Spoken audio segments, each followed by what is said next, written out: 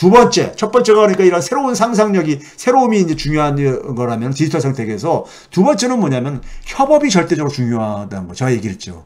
디지털 세상은 뭐랬습니까? 제일 첫 번째 출발점이 뭐예요? 온라인상에다가 모든 걸 다 연결을 해야 돼요. 이어야 됩니다. 이게 출발점이잖아요. 온라인상에 연결이 안 되면은 이거는 기본적으로 디지털 경제는 존재할 수가 없는 거잖아요. 연결, 이음이 관건이지요. 예? 그러니까 디지털 세상에서 지속 가능한 사업 모델, 닷컴 사업 모델은 뭐냐면 아까 디지털 선대제하고 비슷한 거예요. 그러니까 농촌적인 그 기반 속에서 도시 경제를 일부를 그러니까 야후 모델이 그렇다 했잖아요. 야후 모델이 오프라인에서 하던 사업을 온라인으로 옮겨놓은 것뿐. 이런 것이라 했잖아요. 그러니까 닷컴 사업 모델이 바로 뭐냐면 디지털 선대제인 겁니다. 아까 선대제가 뭐랬습니까요? 도시에 있는 사업자들이 그러니까는 원료를 다 공급해주고 농촌의 노동력을 활용을 해가지고 제품을 생산을 해가지고 납품을 하게 하는 이런 방식이었잖아요. 공장제 그러니까 수공업이 발달하기 전에 과도기에 있었던 그런 방식이었잖아요. 그게 바로 오프라인에서 온라인으로 디지털로 사업 모델이 바뀌기 전에 중간에 있었던 것이 바로 닷컴 사업 모델 같은 겁니다. 닷컴 사업 모델이요. 그런데 이러한 사업 모델들이 그 다음에 어떻게 갔습니까요? 이 디지털 경제 생태계를 만드는 과정 속에서 절대적으로 필요했던 건 뭡니까요? 이걸 다 연결하고 이어야 될 뿐만 아니라 그 연결을 통해서 새로운 경제적인 가치도 만들어내야 되잖아요. 그러다 보니까 어떻게 했습니까요? 협업이 굉장히 중요하죠. 근데 협업을 만들어내려면 이익이 공유가 돼야 되죠. 그래서 디지털 경제 생태계는, 디지털 세상은요, 연결과 이음이 관건이고, 단순한 1차원적인 연결에서 끝나는 게 아니라, 연결을 통해서 가치까지 만들어내야 돼요. 공동으로 가치를 창조하는 거죠. 그러니까 협업이 중요한 거죠. 협업이요. 그런데 우리 아이들을 어떻게 키웁니까? 우리 아이들은 협업과는 완전히 무관하게 키우고 앉아있잖아요. 경쟁, 친구를 밟고 일어서게. 그렇죠? 그러니까 이 기본적인 그런 우리 아이들처럼 키우면은요, 21세기에 제대로 적응 못 합니다. 지금처럼 그러니까는 이 암기 이주식으로 이렇게 해가지고는요, 새로운 거 전혀 못 만들어내요. 상상력이 없어요. 다른 것을 볼 줄 모르니까. 하나뿐이 볼 줄 모르니까요. 정해진 답뿐이 볼 줄을 모르니까요. 그래서 디지털 세상은요, 과거 오프라인 공간보다도 호혜성이 굉장히 중요한 규범으로 등장을 합니다. 호혜성은 상호 이익을 주고받는 거잖아요. 서로 이익을 주고받는 거잖아요. 혜택을 주고받는 거잖아요. 거기다가 뭡니까? 디지털 세상은 위계제라는 게 뭡니까요? 위아래, 계급, 이런 것들이잖아요. 이런 것들이 없는 세상이잖아요. 오프라인에서는 우리가 위아래가 있잖아요. 위아래가요. 직급의 차이 이런 걸로 인해가지고요. 그렇죠? 그 다음에 디지털 세상에서는 연령의 차이도 의미가 없잖아요. 그래서 너 몇 살이니? 이렇게 물어보게 되면은 누가 상대해 주겠어요? 너 성이 뭐냐? 너 게이냐? 레즈비언이냐? 이런 거 따지게 되면은 그 사람 관계 끊어지잖아요. 인종 차이 아무 의미 없잖아요. 종교 차이 아무 의미 없잖아요. 국적의 차이 아무 의미 없잖아요. 디지털 세상에서는요. 오프라인에서는 굉장히 이런 것들이 다 의미가 있었잖아요. 차별이 약화될 수밖에 없습니다. 거기다가 디지털이라는 것은 뭡니까? 물리적인 장벽이 없잖아요. 물리적인 장벽이 없다 보니까 기업이 개별 국가 경제 규모를 넘어서잖아요. 애플이 제가 뭐라 했습니까요? 3조 달러 한때 시가총액이 이게 영국보다 더 경제 규모가 큰 한 개 기업의 시가총액이요. 그렇게 되는 이유가 뭡니까요? 그렇게 되는 이유가 물리적인 장벽으로부터 자유가 없잖아요. 물리적인 장벽이 없잖아요. 과거에 우리가 산업경제 시대 때는 뭡니까? 오프라인에서 우리가 경제활동을 하니까는 물리적인 장벽에 막히잖아요. 오프라인에서는 연령도 중요하고 성별도 중요하고 인종도 따지고 종교도 따지고 국적도 따지고 그러잖아요. 예? 그러니까 자연히 뭐냐면 위계제를 만들죠. 위아래 만들고 이렇게 가잖아요. 그렇죠? 근데 이런 것들이 그러니까 디지털 세상에서는 필요가 없다 이거예요. 이런 것들이요. 이런 거에 익숙하지 않은 사람들은, 익숙하지 않으면요. 뭘 취급합니까? 꼰대 취급받는 겁니다. 그래서 우리 청년들과 자녀들이 좀비화되는 이유가요. 협업 역량이 없어서 그래요. 새로운 걸 볼 줄 몰라서 그런 거예요. 예? 지금 오프라인과 온라인, 오프라인 내에서 온라인 내에서 전방위적으로 협력이 심화가 진행되고 있어요. 예?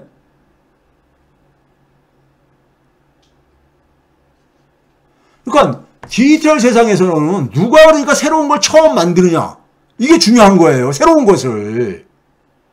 왜? 과거 그러니까 우리가 도시 경제가 부상을 하면서 도시 경제라는 건 뭐라 그랬었어요? 도화지 같은 거란 말이에요. 하얀 도화지. 그러니까 거기다가 뭐냐면 누가 새로운 걸 먼저 색깔을 입히냐가 하는 거잖아요. 예? 그런데 그걸 농촌 문명을 기준으로 가지고 갖다가 색깔을 입히려고 해보세요. 입혀지겠는가? 그렇죠? 그러면은 디지털 세상에서는 기본적으로 뭐가 필요한 겁니까요? 새로운 거, 그게 바로 뭡니까? 새로운 아이디어. 그 다음에 이걸 사업화시키려면은 다양한 분야하고 연결을 해야지만이 이게 사업화가 된단 말이에요. 예? 돈벌이가 되고 가치 창조가 된단 말이에요. 그렇죠? 그러다 보니까는 구글이나 애플 같은 데서 인재를 뽑을 때, 직원을 뽑을 때 혼자서 잘하는 사람은 필요 없다고 하는 이유가 바로 그겁니다. 팀으로 이루는 사람만 요구하는 이유가 바로 여기에 있는 거예요. 근데 우리가 산업문명에서는 어떤 거였습니까? 각 분야별 전문성이잖아요. 분야별 전문성이요. 디파트먼트라는 게 뭡니까? 우리가 디파트먼트라는 게 다 파트 쪼갤 수 있는데 다 쪼개자는 거 아닙니까? 쪼개는 거 아닙니까요? 다 쪼갤 수 있다는 생각인 거잖아요. 그게 바로 뭡니까? 기계론적 세계관이죠. 기계론적 세계관이요. 자동차는 그러니까는 3만 개, 4만 개 그러니까는 이 부품들의 합이다. 이 기계론적 세계관이죠. 근데 우리가 디지털 세상은 이게 연결이 돼 있는데 이걸 어디서부터 어디까지가 왼쪽이고 어디서부터 어디쪽이 오른쪽이라고 얘기할 수 있냐고요. 이게 분리가 되냐고요. 구분이 되냐고요. 그렇죠? 그래서 우리가 이 이분법적인 흑백론이 더 이상 발을 붙일 수 없는 이유가 이 분리와 구분이 안 되기 때문인 거예요. 예, 다 모든 게 연결되기 때문에. 디지털 상에서 연결된 거를 어디부터 어디까지가 한국 경제가 어디부터 어디까지가 중국 경제 이런 걸 구별할 수 있습니까? 디지털 상에서요? 못 하잖아요. 그렇죠?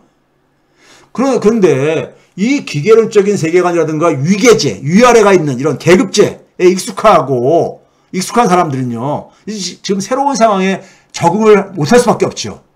그러다 보니까 어떻게 하냐? 기득권 수호에 집착하죠. 기득권 수호에.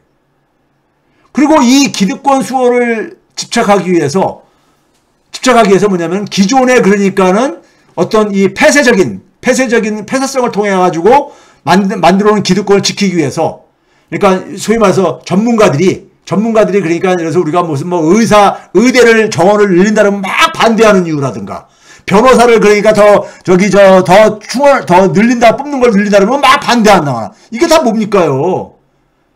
폐쇄성을 이용을 해가지고 기득권 수호에 집착하는 거잖아요. 지금 새로운 상황에 적응하기보다는요. 예? 그리고 잠깐만 이러한 폐쇄적인 기득권 공동체는 결국 사멸해 갈 수밖에 없는 거잖아요. 예?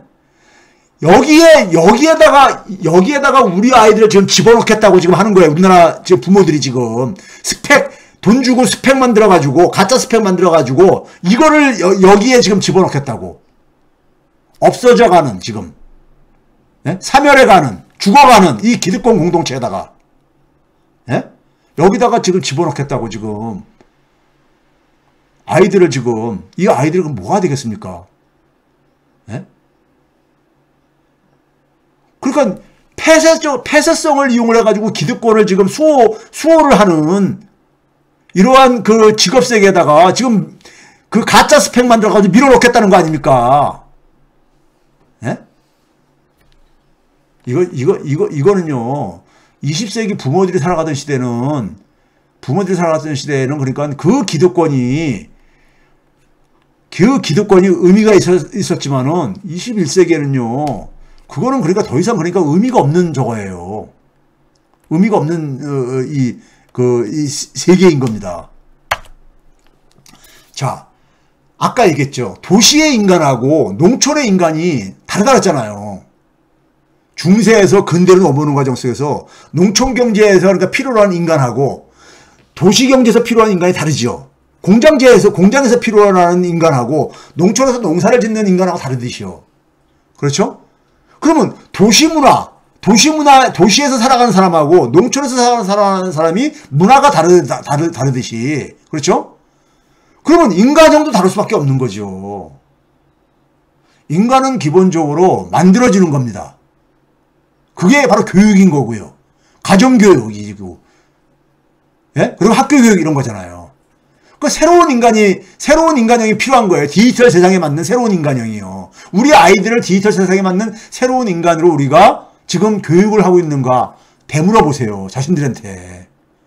그럼 디지털 세상에서 필요한 인간형은 어떤 거냐? 아까 했잖아요. 협업이 굉장히 중요하다 했잖아요. 협업의 출발점은 뭡니까요? 소통이 돼야 되잖아요. 소통도 안 되는데 무슨 협업이 됩니까? 소통이 되려면은 공감 능력이 있어야 되잖아요. 그래서 제가 공감형 인간 얘기하는 겁니다. 공감형 인간. 소통이 되려면은 차이를 인정을 해야 되는 거잖아요. 예? 자기중심적인 아이가 무슨 소통 능력이 있어요? 그렇죠?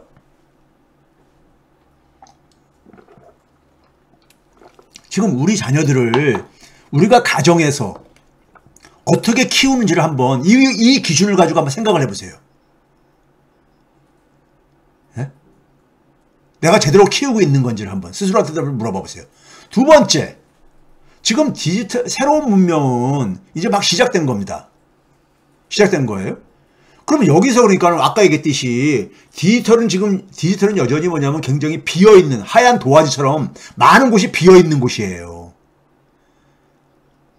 산업화가 막 시작되는 무렵에 도시는 굉장히 여전히 많이 비어있는 공간이었듯이요. 도시가 오늘날처럼 이렇게 많은 것들로 채워지기까지는 많은 시간이 필요했잖아요. 예? 초창기의 도시는 어떻겠습니까요? 많은 비어있는 공간이었잖아요. 지금 마찬가지입니다. 디지털 세상은 많이 비어있는 공간인 거예요. 여기에다가 새로운 곳을 다 색칠을 하려면은 뭐가 필요하겠습니까요? 거기서 새로운 가치를 계속해서 가치를 창출해낼 수 있는 가치를 계속해서 그 디지털 공간에서 새로운 가치를 창출해야 될 게 아닙니까? 그걸 하려면은 뭐가 필요해요? 지적 호기심이죠. 예? 그 다음에 그거를 구체적으로 그러니까는 가치로 연결하기 위해서 능동적으로 자기가 그러니까는 해야 되고 다른 사람들과 자기가 필요에 따라서 또 연결을 해야 되고요. 그렇죠?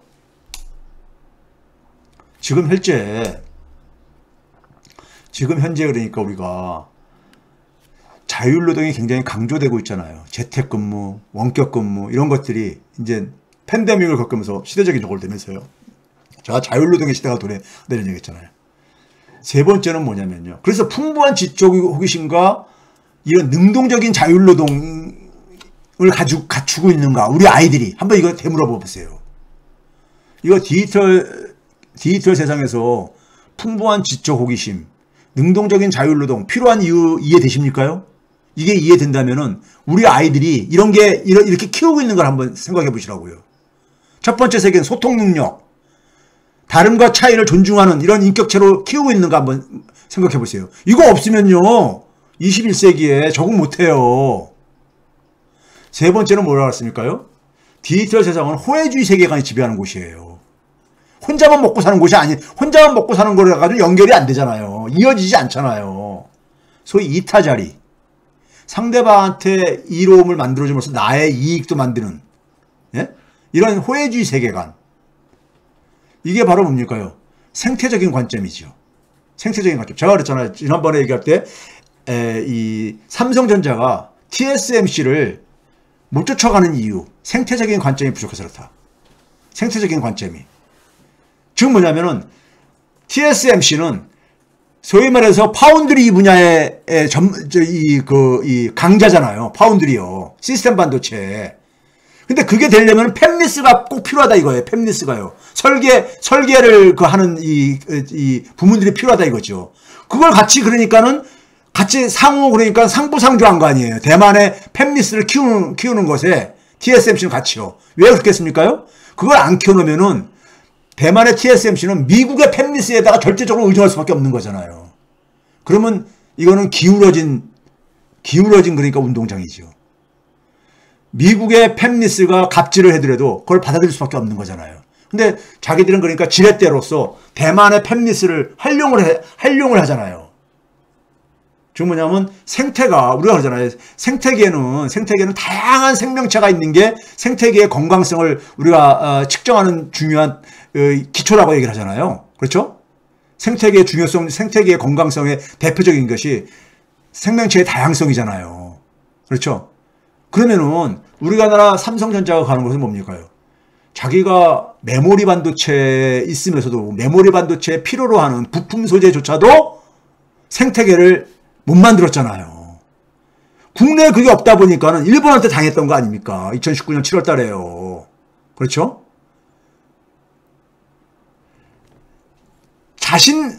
국내에 그러니까 부품 소재를 같이 육성을 했을 때 일본하고 거래를 하더라도 이 지렛대를 활용할 수 있는 거잖아요. 국내 부품 소재 업체들을요. 예? TSMC에서는 그걸 배워야 되는 거예요. 삼성전자가 그러니까는 소위 말해서 파운드리 분야에서 그러니까는 강자가 되려면은 그런 걸 배워요. 그게 바로 생태적인 관점이죠. 생태적인 관점이요. 애플이 아이튠즈라든가 아이튠즈 스토어라든가 앱스토어를 통해 가지고 디지털 재화, 디지털 컨텐츠라든가 디지털 소프트웨어 시장을 만들 수 있었던 것은 바로 뭡니까요? 생태계를 만든 거잖아요. 콘텐츠 생산자들, 소프트웨어 생산자들과 소비자들, 그 다음에 뭐냐면 오프라인의 재화, 기기들, MP3라든가 전화기, 이런 것들을 그러니까 다 결합시켜가지고 생태계를 만든 거잖아요.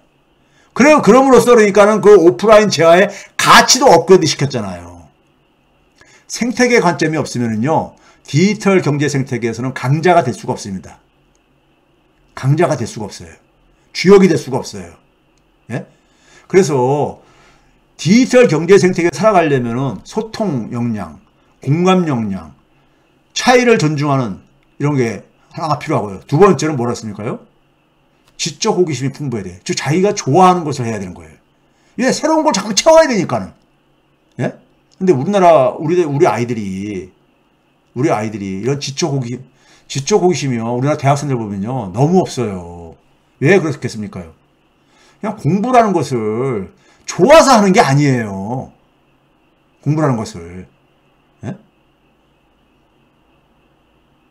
그리고 스스로 문제를 풀어가는 이런 것을 제대로 경험이, 역량이 축적이 안 돼 있어요.